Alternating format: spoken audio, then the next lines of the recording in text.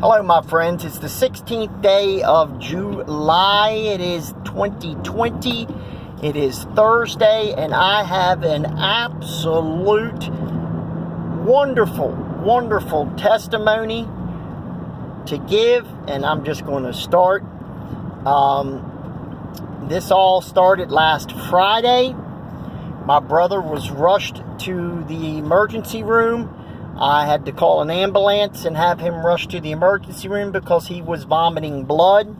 And if you know anything about medical biology or anything of that sort, when you vomit blood, it is always a very bad sign that something serious is going on in your body. I mean, that is like the worst.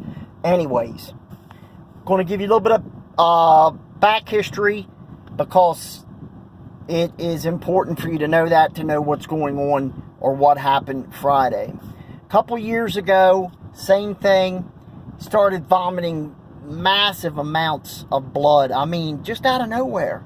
We were sitting there watching television and he started getting sick, and instead of vomiting, because he's a diabetic, when his sugar would get high, he would get nauseous. That was just what would happen to him. So it wasn't uncommon for him to get nauseous. I didn't think nothing of it because it happened all the time. He's got nausea medicine and stuff. But this time he started vomiting massive amounts of blood. I mean, dark red, bad. When it's like dark red, it's bad. I mean, it's coming, direct from somewhere within the body. It ain't just laying in the stomach. Rushed him to the hospital. They do all their scans, tests, ultrasounds, everything, and he has to have emergency surgery because he has a tear in his aorta, the thing in between the heart and the esophagus. I think it's the aorta. Anyways, it's very, very dangerous. Matter of fact, the doctor came out and told my mother that they had only performed this specific surgery on one other person and they did not make it. That, it's just something that's rarely ever done, this procedure. But of course, a lot of prayer. The doctor comes out. He's amazed. Not only did my brother make it, he did wonderful. The doctor is totally amazed. Tells my mother he don't understand. Matter of fact, he says it had to be God. My mother said he had a smile on his face that would light up a room. Okay, so now you know my brother, with the blood and vomiting. Fast forward to Friday. We're sitting around like, it's raining, so I didn't have no grass to cut, no work because I couldn't go out, it was raining. So I'm hanging there watching television and he gets nauseous. Again, something normal for him. He asked me to bring his blood meter to test his sugar. He's diabetic, as I told you, and he was a little high, which, happens. He gets nauseous when his sugar gets high. So he goes on to ask for his nausea medicine. Within 2 minutes of me giving his nausea medicine, I can hear him vomiting, which I've heard him do a 1,000 times prior. So again, I feel bad for him, but I'm not overly, concerned, I guess is what you would say, because it's just something normal for him. So then about 20, 30 seconds after I heard him vomiting several times, he tells me I'm puking blood. My heart dropped to the floor. I said, "What? You're doing what?" I didn't comprehend because I did not want to hear that. I'm puking blood. I said, "Oh my gosh." I said, "Are you sure it ain't just something you ate, something like, spaghetti, because he eats a lot of spaghetti sauce, so, I didn't want to make sure it wasn't sauce mixed in with his puke to make it." No, it was blood. I went in, looked in the trash can that he vomited. You could clearly see. I said, "All right, I'm calling an ambulance."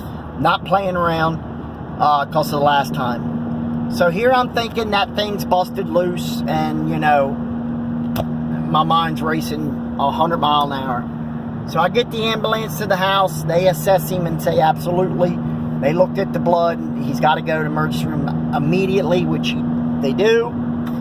I spoke to him probably 2 hours after he got there. He was real groggy. That was the last time I spoke to him. He's been unconscious since Friday late afternoon.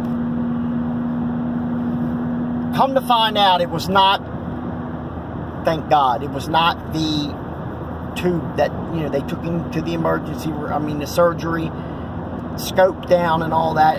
The tube was fine, or whatever it was they put in him, the stent or whatever, it was fine. It wasn't that. He had a blood clot, a big blood clot in his stomach, and he lost a lot of blood, so they had to give him transfusion after transfusion. Well, they got that under control, and that stopped after a day. That was no longer the problem. The problem that is serious is somehow, sorry for the phone shaking, somehow during his stay in the emergency room, he must have he did. He aspirated blood into his lungs. He breathed it while vomiting, I imagine, and now he has pneumonia.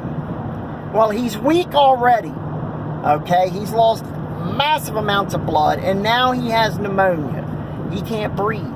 They have him on a ventilator for the last, since Friday evening. They put him on a ventilator. They tried to remove the ventilator Sunday early morning. Very bad. Blood pressure skyrocketed. He started,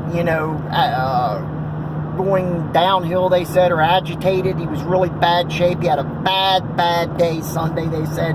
So they didn't try to remove it anymore. They tried again, I believe, Monday. Same result. No luck.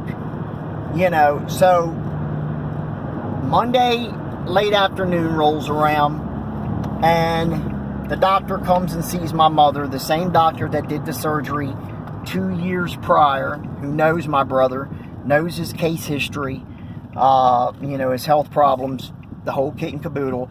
Tells my mother he's going to die, that he's not going to make it. It's just too much damage. His liver, this, that, the other. Get things in order. He's not going to make it. So, my mom, she's trying to come to grips with that. And, but I refused to accept it.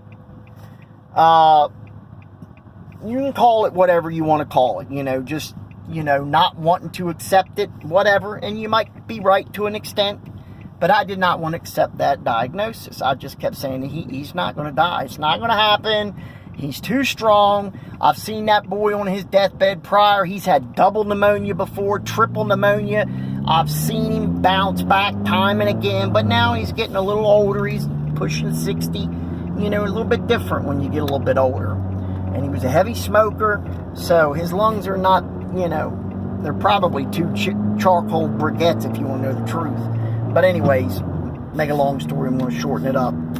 Wednesday rolls around, nothing's changed, or Tuesday, nothing's changed, same prognosis, still sick, still, expecting him to pass.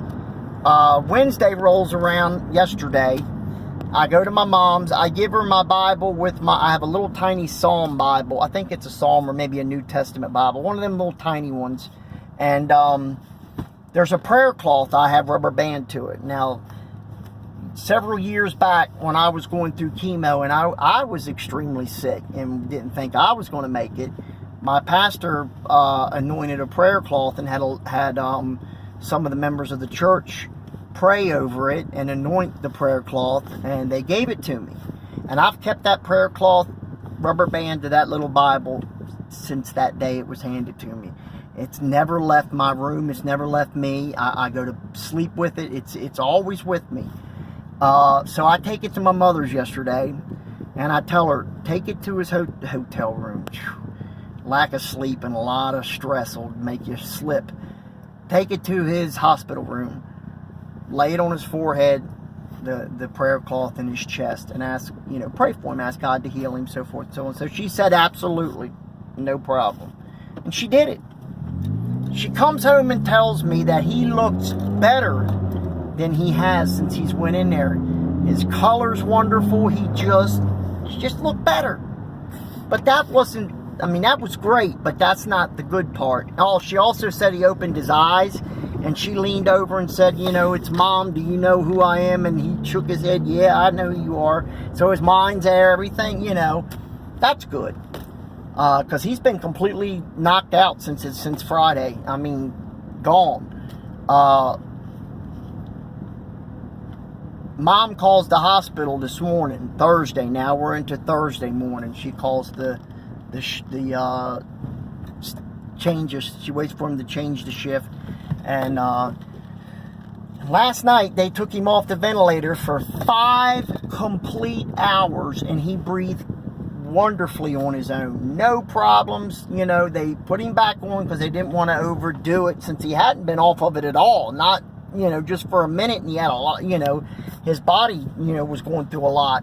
So 5 hours was a huge accomplishment. And they said he breathed good, and he had a good night, no problems. So now they're going to wean him completely off the ventilator, which means he'll be able to be woke up. And the bleeding, like I said, they've already stopped that. And hopefully if they get the pneumonia under control,